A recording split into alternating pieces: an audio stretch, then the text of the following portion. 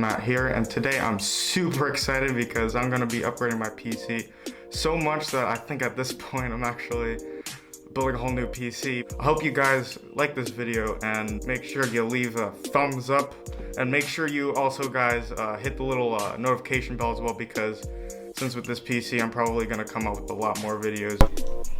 Alright, so we're here at the workbench and you see I have my old motherboard here and my new motherboard right here.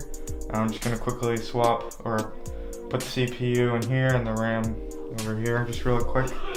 And then I gotta figure out how I am going to install this right here, the AIO for the CPU. Either should I mount the radiator first or put the pump on first? So that's something we gotta figure out.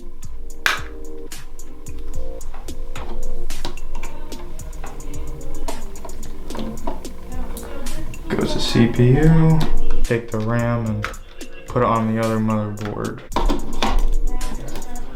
Oh, wrong way. Okay, there we go, that's all good. So now we can move this out of the way.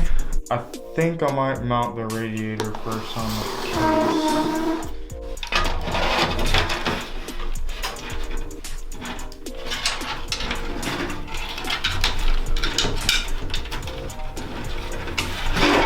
Through there. Alright, now I just gotta take this off, get the screws, radiator's done, and okay, I gotta make sure all the standoffs are right. I'm pretty sure they are. Oh my gosh. Almost forgot the AIO shield.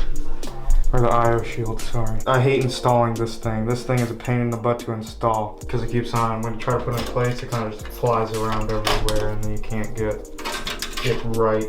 Okay, I think I got it. I'm gonna line the motherboard up a little bit better. Now I need to get the screws and screw in the motherboard. Gonna now put the pump on the CPU. Gotta get my thermal paste. This is actually pretty interesting. This is actually the smallest thing of thermal paste I've ever seen in my life. It's really small. Wily wires. Did I get it? Sort of. It's just not tight. Oh shoot, not again. After quite a bit of struggle, I finally kind of got the pump block on the CPU. And that was not fun, guys. Now I gotta figure out where I'm gonna route these wires. And I'm not so quite sure how these tubes are supposed to flow. Yeah, looking pretty solid so far. This needs to plug in right here. Just on a whim, I decided to upgrade my power supply. Because for better future proofing, I'm gonna need a higher wattage power supply. I'm going to be upgrading from a 500 watt to a 750. This one's by Gamemax and it has RGB on it, but you're probably not gonna see the RGB. Well, I kind of picked this one up because it was like on sale for 100 bucks. Wow, this is some nice packaging. They actually went and wrapped this whole thing in foam like that. Pretty nice. Power supply, blah, blah, blah. No one's gonna read that. What's this? Oh, that's cool. Little quick inspection tool, so you can quickly test your power supply.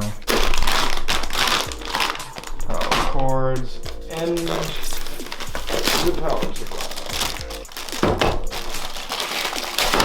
Oh shoot! Gotta smell it first, guys. It smells like chemicals. Also, this power supply, as you can see, is modular, fully modular, not semi. But fully modular, so there's going to be no issues there. At least you won't have any unnecessary spaghetti mess in your case. I probably would have gone and gotten custom sleeved cables, but at that point I kind of ran out of money. But these cables are pretty good, or they're pretty, yeah, they're pretty decent. Like, they're not ketchup and mustard as my old one was. Okay. Oh, whoa. Look at that. RGB. Usually you would mount the power supply or upside down, but I kind of want the RGB to show through the top. So I'm wondering if I can do that, and I can.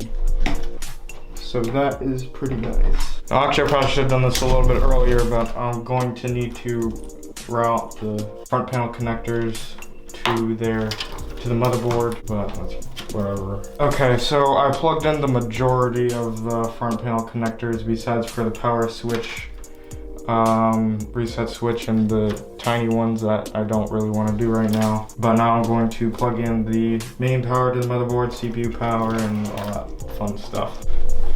Okay, so I just plugged in the power connectors for the motherboard, CPU, and some of the extra RGB and fan things. But one thing that I do want to point out, to give me a little scare, was that this CPU wire right here was very close with not being long enough to reach up to the top of the case and plug in. So I was like, oh my gosh. But I did it, so that's all it really matters right now. Now I'm gonna plug in, as I said, the really pain in the butt power switch and all those. I forgot one thing. SATA cables. Unfortunately, I ran out of money to get an NVMe M.2 SSD. I'm sure that 3 weeks later, this guy would be really pleased to hear that he got one of these. The Samsung 970 EVO M.2 NVMe SSD, 500 gigs. And also, the CPU is a little bit lacking, for the GPU at least. So I want to upgrade that as well. Also that 200 or 2400 megahertz memory. Also, it will do, but it's a little slow compared to modern standards. Perfect. Now I think I'm ready to put in the GPU. Let's go.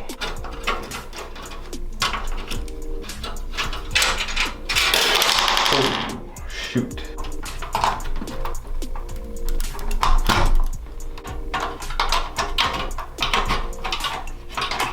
Okay, so I put the rad on here, and you know, the GPU is right there, so I think everything was looking pretty good. I'm gonna tighten up this rad up top, and then I'm gonna plug in the GPU, and then we'll turn it on and then see if I did everything right. Okay, now let's just pray that I can put this on.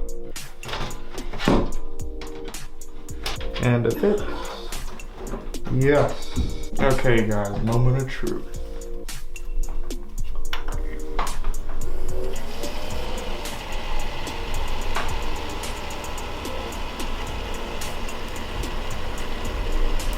I think that is successful. I don't know. One thing I do gotta say is that makes me really angry is that one of the fans on the 240 Red up there died. And that's really disappointing, and I don't feel like going through any sort of warranty garbage to get that fixed. That's what you get by getting a, what was it, $60 radiator, but that sucks for me.